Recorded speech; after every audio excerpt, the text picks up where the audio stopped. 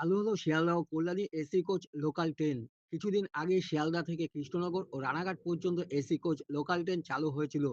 যদিও রবিবার ব্যতীত ছিল, এবার রবিবারও চালানো হবে কৃষ্ণনগর ও শিয়ালদা লোকাল ট্রেন এসি।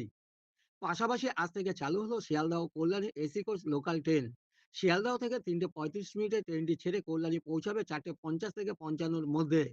তারপর আবার ট্রেনটি 5টা বেজে 2 মিনিটে ছেড়ে চলে যাবে শিয়ালদার দিকে। বর্তমানে কল্যাণী একটি অত্যন্ত গুরুত্বপূর্ণ শহর হিসাবে স্থান পেয়েছে, যেখানে কল্যাণী এইমস থেকে শুরু করে 3টি সরকারি হাসপাতাল, বিশ্ববিদ্যালয়, অনেকগুলি সরকারি ও বেসরকারি ইঞ্জিনিয়ারিং কলেজ রয়েছে।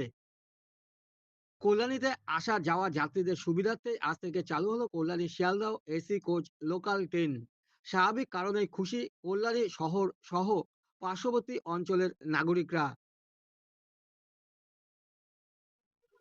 এই যে Kalyani to Sealdah AC local চালু হলো, কল্যাণী নাগরিক হিসেবে আপনি কি মনে করেন? কল্যাণী নাগরিক হিসাবে আমরা সত্যি খুব গর্বিত। কারণ কল্যাণীতে হাই সোসাইটির বাস, তারপরে হচ্ছে কথা হচ্ছে এতগুলো হাসপাতাল, নার্সিংহোম।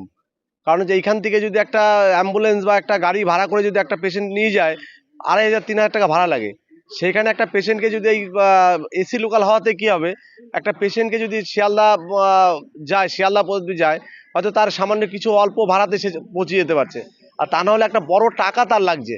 তা সেই কারণের জন্য এটা এসি দেওয়া হওয়া মানে আমাদের পক্ষে নাগরিক, কল্যাণী নাগরিক হিসাবে আমরা গর্বিত। কারণ হচ্ছে এতগুলো নার্সিংহোম, এত হাসপাতাল, এখানে সামনে জানেন এইমস হয়েছে। কারণ এখন এমসে যদি বা চাপটা কম আছে, ভবিষ্যতে আরও অনেক চাপ হবে। তখন তখন শিক্ষা প্রতিষ্ঠান যেমন কল্যাণী, ডাক্তার থেকে শুরু করে হাই সোসাইটির বা সমস্ত কলেজ, ইউনিভার্সিটি, আইটিআই, মানে কল্যাণীর একটা বিধান রায়ের কল্যাণী, তার একটা আলাদা ঐতিহ্য। সেখানে কল্যাণী থেকে একটা এসি লোকাল ছাড়া মানে আমাদের কাছে একটা গর্বের বিষয়। আপনার নাম? আমার নাম বিকাশ চন্দ্র দাস, কল্যাণী নাগরিক।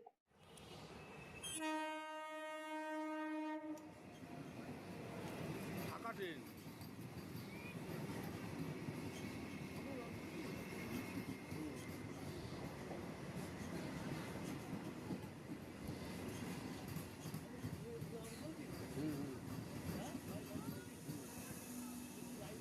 লাইভ অন করে দিন।